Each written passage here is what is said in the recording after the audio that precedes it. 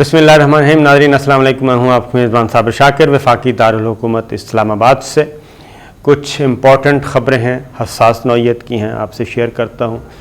صورتحال یہ ہے کہ اس وقت پاکستان پہ اس کے جو دشمن ہیں وہ کافی پلاننگ کے ساتھ حملہ آور ہونے کی کوشش کر رہے ہیں، اور یہ محدود لیول پہ بھی ہے اور غیر محدود لیول پہ بھی ہے. لیکن سب سے پہلا جو پاکستان کے دشمنوں کا جو ٹارگٹ ہے وہ ہے کہ پاکستان میں کسی بھی صورت میں بدامنی پھیلائی جائے اور پاکستان کو ڈی سٹیبل کیا جائے، معاشی طور پہ بھی اور سیاسی طور پہ بھی. دو تین چیزیں، اور شاید اسی لیے بہت زیادہ اس وقت سیکیورٹی کے خطرات موجود ہیں. بہت ساری خبریں نہیں آ رہی اور بہت سارے دہشت گرد پکڑے جا رہے ہیں، کیونکہ اب تک 3-4 ایسے واقعات ہوئے ہیں، 4 واقعات ایسے ہوئے ہیں جو کہ جس کے تانے بانے نیو دہلی اور نیو دہلی سے افغانستان کی جو خفیہ ایجنسی ہے اس کے ساتھ ملتے ہیں. اس کے علاوہ کوئی تیسرا اس میں انوالو نہیں تھا. اب صورتحال کیا ہے؟ صورتحال یہ ہے کہ 2-3 مسائل ہیں جو کہ اس وقت مصیبت بنے ہوئے ہیں پاکستان کے لیے. ایک ہے افغانستان، کابل. وہ بہت بڑا ایک ہڈی بنا ہوا ہے، وہ نہ ہی اگلا جا رہا ہے نہ ہی نگلا جا رہا ہے. وہ ایسی ہڈی بن گئی ہے کہ گلے میں پھنسی ہوئی ہے. اور دوسری جانب انڈیا جو ہے وہ داخلی طور پہ کافی مصیبت کا شکار ہے ہر اعتبار سے. ہو کیا رہا ہے کہ پھر پاکستان پہ بھی پریشر بھی آ رہے ہیں 3-4 جگہوں سے.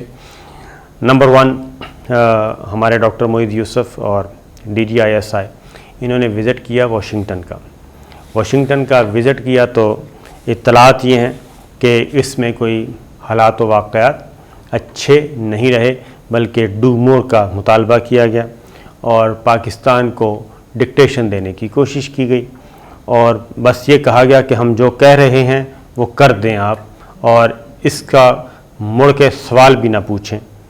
تو ظاہر ہے یہ ہو نہیں سکتا. سچویشن کافی تبدیل، 3-4 ان کی فرمائشیں وہ پاکستان پوری کرنے کی پوزیشن میں بھی نہیں ہیں اور پاکستان کے مفاد میں بھی نہیں ہیں. تو یہی وہ چیز ہے جس کی وجہ سے پاکستان کے اس واشنگٹن کے وزٹ کے بعد جو نیشنل سیکورٹی ایڈوائزر ہیں ہمارے، انہوں نے جو انٹرویو دیا اس میں انہوں نے باتیں کچھ کھول دیں، کچھ کھول کر بیان کر دیں اور کچھ ظاہر ہے نہیں بیان کی گئیں. اور اس میں یہی تھا کہ اگر پاکستان کو ظاہر ہے جو ڈو مور کا مطالبہ کیا جا رہا ہے وہ تو پاکستان اس حد تک نہیں جا سکتا کہ بلا وجہ پاکستان اپنے اندر خانہ جنگی شروع کر لے، اور وہ کابل سے ریلیٹڈ ہے، وہ افغان طالبان سے ریلیٹڈ ہے. اب اس کی وجہ سے پاکستان اس وقت انڈر پریشر ہے، اور جو اطلاعات ہیں وہ یہ ہیں کہ کوئی دہشت گردی کے بڑے واقعات رونما ہو سکتے ہیں. اور یہ موسٹلی چانسز جو ہیں، جو ہمارے پاس اطلاعات ہیں وہ پاکستان کے پاس وہ یہی ہیں کہ یہ فیڈرل کیپٹل اور پروونشل کیپٹل ان کو یا پھر ہماری تنصیبات کو اس طرح کا کوئی پلان کیا جا رہا ہے کہ کوئی ایسا دہشت گردی کا واقعہ ہو جیسے ماضی میں کیے جاتے رہے ہیں. لیکن اب تک اللہ کا شکر ہے کہ کوئی بھی 4 واقعات ایسے ہوئے ہیں جو کہ ٹریس بھی ہوئے ہیں، اور ان کے تانے بانے سارے ملتے ہیں ہمارے دشمن ملکوں کے ساتھ، اور ایک دونوں پڑوسی رائٹ اور لیفٹ پہ وہاں کی انٹیلیجنس ادارے جو ہیں ان کے ساتھ ملتے ہیں. اب پاکستان کھل کے یہ کہہ رہا ہے کہ اگر امریکہ پاکستان کو نظر انداز کرے گا تو پھر پاکستان کے پاس بھی دوسرے آپشنز موجود ہیں. اب اس میں ہو یہ رہا ہے، صورتحال ذرا تھوڑی سی گھمبیر اس سینس میں کہ ہو یہ رہا ہے کہ ایک طرف چائنا ہے اور سی پیک ہے، اس کی رفتار سے جو ہے وہ مطمئن نہیں ہے. وہ کہتے ہیں جلدی سے جلدی اس کام کو پایہ تکمیل کو پہنچایا جائے، اور پاکستان ظاہر ہے پاکستان کو ایک آ رہے ہیں سیکورٹی خطرات آ رہے ہیں، باقاعدہ طور پہ خبردار کیا جا رہا ہے، دھمکیاں دی جا رہی ہیں. تو پاکستان بین کر کے کہیں نہ کہیں سے اپنے لیے راستہ بنانا چاہ رہا ہے، اور پاکستان اپنے دوست ملکوں کو سمجھا بھی رہا ہے کہ ذرا دھیرے دھیرے آہستہ آہستہ آگے بڑھنا چاہیے. اور اسی لیے ابھی تک پریزیڈنٹ جو بائیڈن اور پرائم منسٹر عمران خان کی ٹیلی فون پہ بات نہیں ہو سکی، اور اس ٹیلی فون کال پہ بات نہ ہونا بھی ایک مصیبت بنا ہوا ہے، اور ایک میڈیا میں بھی یہ ساری چیزیں آ رہی ہیں. لیکن اب پاکستان جو ہے وہ یہ کہہ رہا ہے، کھل کے کہہ رہا ہے کہ اگر پرائم منسٹر آفس بھی یہی کہہ رہا ہے کہ اگر ان کو ضرورت نہیں ہے تو ہمیں بھی ضرورت نہیں ہے. تو ظاہر ہے جی وہ عالمی طاقت ہے، اور اس طرح کی چیزوں کو وہ سننے کے عادی ہیں نہیں کہ ہمیں اس طریقے سے کوئی اگنور کرے، یا اگر ہم نخرہ دکھا رہے ہیں تو اس نخرے کو بالکل کوئی لفٹ ہی نہ کرائے. تو یہ ذرا تھوڑا سا معاملہ میں ذرا کم بیان کر رہا ہوں، شدت اس میں تھوڑی سی زیادہ ہے، تو جس کی وجہ سے حالات و واقعات آنے والے دنوں میں اچھے نہیں ہیں. اس کی وجہ کیونکہ پاکستان داخلی طور پہ پولیٹیکلی بہت سٹیبل ہے، لیکن یہاں پہ ان کے کچھ مہرے موجود ہیں. میر جعفر میر صادق جو کہ کسی وقت بھی اپنے ذاتی فائدے کے لیے، اپنے مالی فائدے کے لیے، اپنے سیاسی فائدے کے لیے، اپنے مستقبل کے لیے کچھ بھی کر سکتے ہیں. تو اس سے اچھی بات یہ ہے کہ پاکستان جو ہے وہ سب کے ساتھ پاکستان نے انگیج تو کیا ہوا ہے، اور پاکستان کو اندازہ بھی ہے کہ فلاں فریق کیا سوچ رہا ہے انٹرنیشنل لیول پہ بھی اور ادھر بھی. تو فلاں فریق کیا سوچ رہا ہے اور فلاں فریق کیا نہیں سوچ رہا. تو یہ چیزیں چل رہی ہیں. اور ساتھ ہی ایک اور بات بھی بتا دوں کہ 5 اگست کا دن ہے جی آج. مقبوضہ کشمیر کی صورتحال ہمارے سامنے ہے، اور 2 سال پورے ہو گئے. 5 اگست 2019 کو ایک اقدام کیا گیا تھا مقبوضہ کشمیر میں. 2 سال گزرنے کے بعد بھی صورتحال جوں کی توں ہے، بلکہ اس سے بھی زیادہ کیا کہنا چاہیے خطرناک ہے، اور انڈیا کے کنٹرول میں ہرگز نہیں ہے. 2 سال مسلسل لاک ڈاؤن کیا گیا اور گھروں میں محبوس رکھا گیا ہے لوگوں کو. کئی سینکڑوں نہیں ہزاروں لوگوں کو وہاں سے اٹھایا گیا، نوجوانوں کو، خواتین کو، بزرگوں کو. ان کو مختلف حراستی مراکز میں، جیل خانہ جات جو ہوتے ہیں، جیلیں ہوتی ہیں پرائیویٹ قسم کی جیلیں، وہاں پہ رکھا گیا ہے. اور اللہ کو پیارے کتنے ہوئے وہ ایک الگ داستان ہے. بے شمار لوگ جو ہیں وہ اللہ کو پیارے ہوئے ان 2 سالوں میں، اور قربان کی انہوں نے اپنی جانیں. تو مقبوضہ کشمیر کی صورتحال بھی اس کی وجہ سے بھی ہمارا جو پڑوسی ملک، دشمن ملک ہے، وہ کافی زیادہ رنجیدہ بھی ہے اور زخمی بھی ہے. اور وہاں کی ان کی اپنی قیادت ان کو سپورٹ نہیں کر رہی، یعنی کہ دلی نواز کشمیری قیادت بھی ان کو سپورٹ نہیں کر رہی. ان ساری صورتحال کے پیش نظر معاملات کچھ تھوڑے سے، اور اس کا الزام بھی پاکستان پہ دینے کی کوشش کی جا رہی ہے.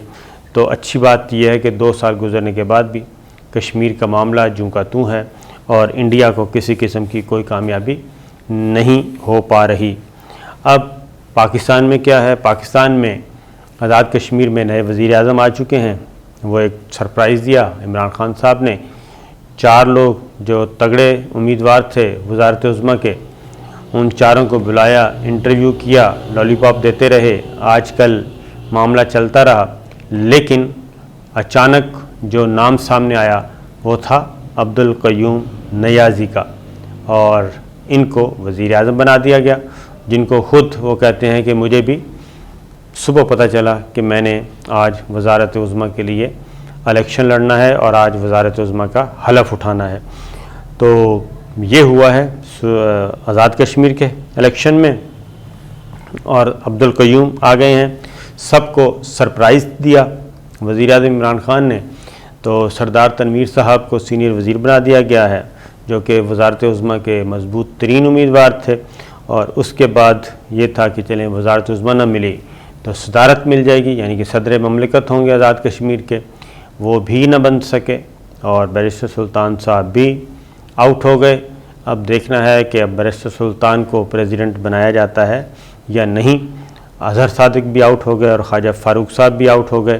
اور آخری رات لیٹ نائٹ یہ فیصلہ ہوا عبدالقیوم نیازی صاحب کا، اور اس میں جو سوشل میڈیا پہ چیزیں چل رہی ہیں، سوشل میڈیا پہ یہ چل رہا ہے کہ اس میں جی کوئی روحانی معاملات بھی ہیں اور استخارے کا بھی کوئی عمل دخل ہے کہ استخارے کے ذریعے یہ سارا کچھ عمل میں آیا ہے، اور سردار عبدالقیوم نیازی کا انتخاب اس کے نتیجے میں آیا۔ پھر وہ ایک پرانی جو ایک تھیوری، کنسپریسی تھیوری چلتی رہتی ہے، وہ یہ ہے کہ جی عین عبدالقیوم نیازی کا جو وجہ وزارت عظمیٰ ہے وہ یہ ہے کہ ان کا نام عین سے شروع ہوتا ہے، ڈاکٹر عارف علوی صاحب کا نام عین سے، وزیر اعظم عمران خان عین سے، عثمان بزار صاحب عین سے، اور اس طریقے سے بہت سارے عین، علی زیدی عین۔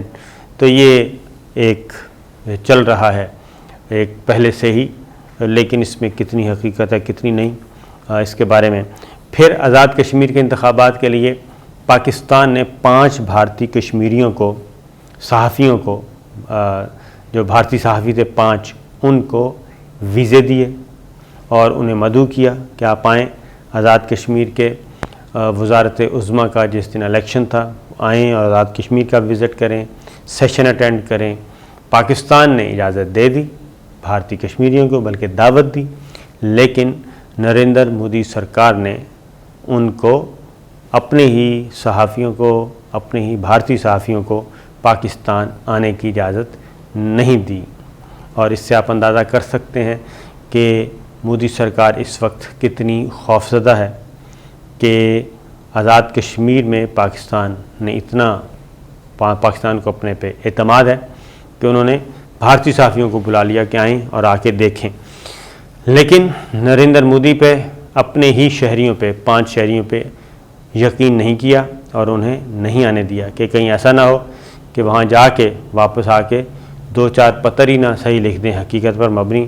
تو لہٰذا یہ ہو رہا ہے، اور انہی شکست و ریخت کی وجہ سے پاکستان اس وقت سیکورٹی الرٹ ہے، سیکورٹی کے خطرات ہیں اور بدامنی کے خطرات ہیں، اور پولیٹیکلی بھی اور اکنومیکلی بھی اور لا اینڈ آرڈر، امن و امان کے حوالے سے بھی۔ تو دعا کیجیے اللہ تعالیٰ سب کو محفوظ رکھے اور ایسی کسی بھی امتحان میں ہمیں نہ ڈالے۔ اجازت دیجیے، اللہ حافظ۔